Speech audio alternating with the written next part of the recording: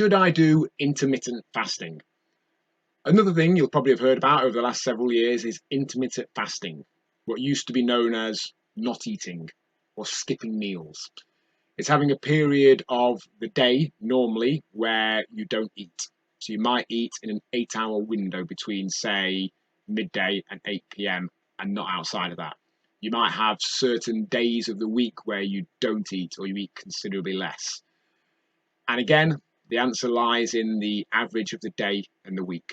If you have, just for round numbers' sake, 10,000 calories across the week, it wouldn't make any difference if you had several small meals per day that add up to 10,000, or if you ate two 5,000 calorie meals with 3 or 4 days in between. The hard and fast rules of intermittent fasting work well for some people because they find it gives them some structure. Realistically, if you have a smaller window of eating, there's a good chance you might eat less overall. Someone who only eats between, say, midday and 6 p.m. may end up eating less calories than they would do if they just ate at any time. Having that cut-off might stop them doing stuff that might take them into that calorie surplus.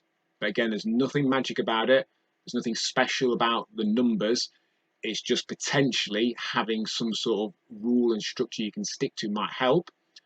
But conversely, it might be something you feel you failed on when you can't or don't feel like sticking to those rules.